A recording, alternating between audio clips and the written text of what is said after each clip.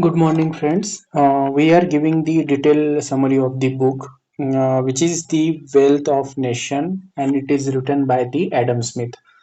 So there are total five books, which is written by the Adam Smith in The Wealth of the Nation.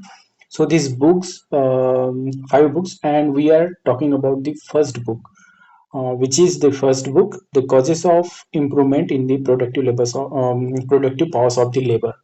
So what means the productive power of the labor?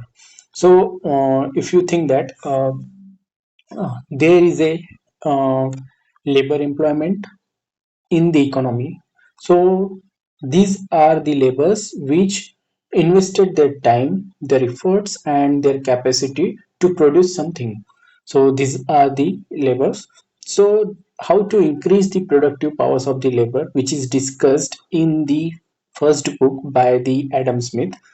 So the book first is the foundation of Adam Smith economics thought. It explains how labor contributes to the wealth of the nation and how various economic forces like specialization, trade, wage, and capital effect that increase the productivity and prosperity of the nation. So the first one, which is a division of the labor. So Adam Smith, uh, which talks about the division of the labor. So he makes something, try to understand that the labor, which can be divided into some tasks. If there is a task to build a ship, if you thought about the ship, uh, then you can have to make to build into smaller parts and then make to merge it to build some big one. So the core idea between the division of the labor is that if we want to increase the productivity of the labor, then we have to divide that into the distinct tasks. So the smaller tasks, and to make the labor into the specialized one into that task, then it will increase the productivity of the labor. Suppose he given the one example of the pin factory example. If there is a labor who is manufacturing the pin for a whole day, if he has been specialized into the some tasks to make a pin manufacturing, then he will build a lot of pin into the that factory and into the manufacturing. So this is the um, example given by the Adam Smith to increase the massive increase into the output.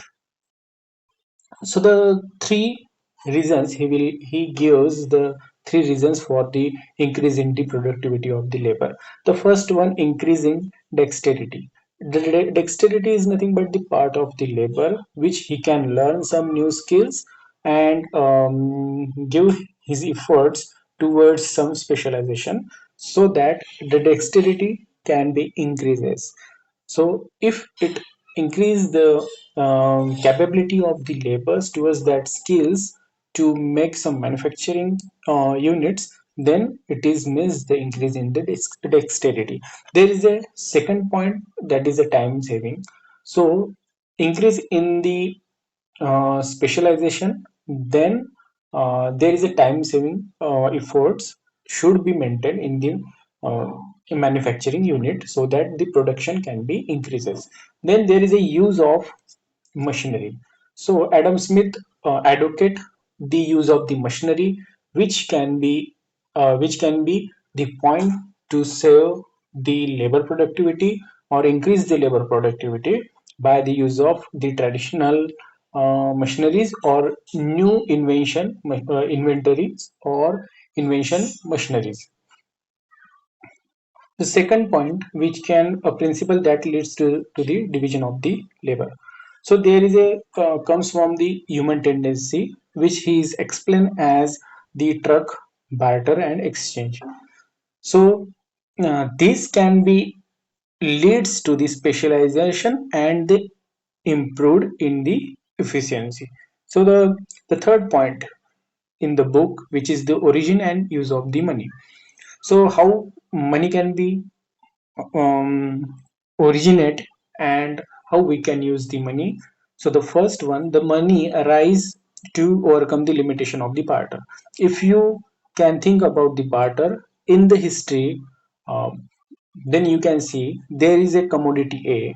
For example, the commodity A is wheat and the commodity B is rice. Then people have that choices to make a barter system or to make a barter with the exchange of commodity A with the commodity B.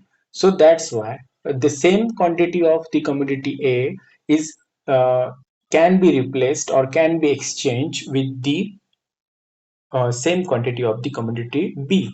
So this is the barter system which has been existed in the history. So then there is a some coins has been uh, invented, the gold and silver coin, and which has been acted as a part of the money, which has a durability and divisibility. So in the um, in the exchange of the commodities, there is a coins has been arised invented, and the same quantity of the wheat or commodity A or same quantity of the commodity B can be exchanged with the silver or gold or copper coins has been can be exchanged by this.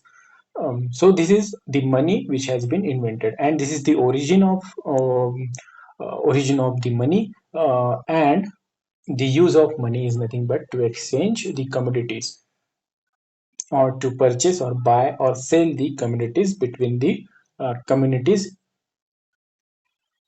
Then the fourth one is the real and nominal price of the commodity. So the real and nominal price, what is the real price? The Adam Smith advocate the real price is nothing but where we are going to labor onto the product. The manufacturing, what the real price is, the manufacturing efforts by the labor, which he has been contributed into the manufacturing of that unit. So this is nothing but the real price. The nominal price is nothing but the money which has been required to make that commodity. So he is advocated that the labor is the true measure of that value for that community. So the fifth point, the components of the price of the commodities.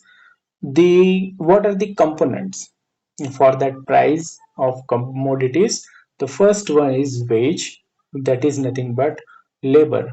If there is something we have to manufacturing, then we are going to uh, we are going to give some money to that laborers, so he can we can pay the labor in the form of money. So this is nothing but the wages or salary we can say to the labor. Then profit means the capital means the average the whole money required, or we can say that the whole machineries or anything can be required to make the manufacturing of that particular product, then it is a capital.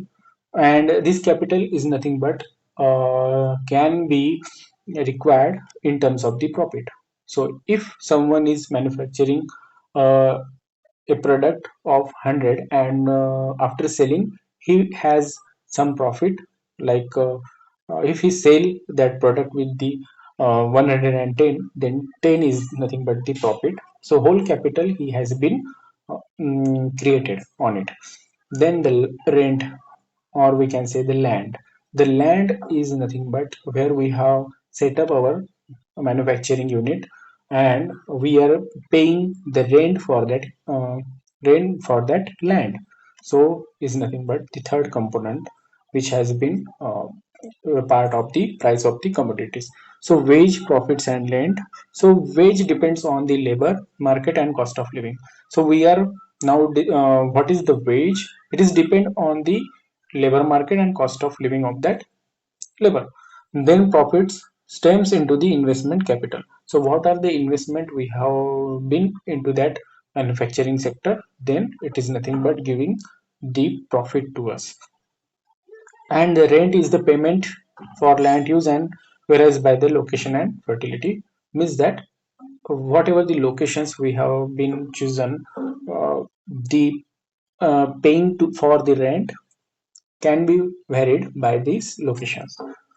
This the 10th point in inequalities in wages and profit. So there are some inequalities in wages and profit. So wages varies by job difficulty, skill and desirability. Whoever has the job which has been required some skills, he can be paid with that.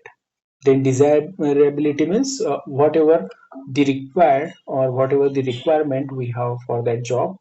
And the job difficulty means what the difficulty in terms of the labor, the wages can be vary. Profits vary with risk level. So there are two projects we can say. If the project one has been very risky and the project two has been is not very risky, or in terms of like selling some products which can be consumed by lot of masses or a lot of peoples, then we can say that profits can be vary. So there is no risk, so the profit can be, or we have getting a loss. But in terms of the product, in terms of the project 2 where there is no risk or people can buy or many people can buy, then the profit may be, there is no loss but profit we have. So value of commodities. There is a distinguished natural price, idle or market price. The price establishes through the competition. So there is a competition in the market. So Adam Smith advocates the competition in the market so that no one can have the monopoly over the market. So the natural price is nothing but the ideal price where the manufacturing unit has been set the price to it, and the market price is nothing but after the competition in the market, the market price which has an actual price to that product. Then the 12th point, the stock and its employment. Stock can be for the consumption or investment. Productive labor increases the wealth more than the unproductive labor. So in the employment, we can say that the productive labors which has some specialization, in specialization or skill for the productivity, its productivity. Then the more productive labors increase the wealth more than the unproductive laborers who has do not have any skills or any specialization into that. The towns and market. So the towns grew from agriculture and trade, and markets enable specialization and exchange. Okay, these are the 2 points we can have. In conclusion, means that the division of labor and efficient use of labor capital drew national wealth. So he has been advocated the division of the labor, which can be divided into dexterity, time saving, and use of the machinery. So we have the efficient use of this labor or capital, and this drew the national wealth. And the free markets guided by the invisible hands lead to the prosperity. So these are the points we have been discussed into the Adam Smith first book, The Wealth of the Nation, first book which has been on the causes of improvement and productive powers of the laborers, how to increase the productive powers of the laborers. So this video, I gave you the detailed summary on the book one, so you can go through it. And thanks for the watching video.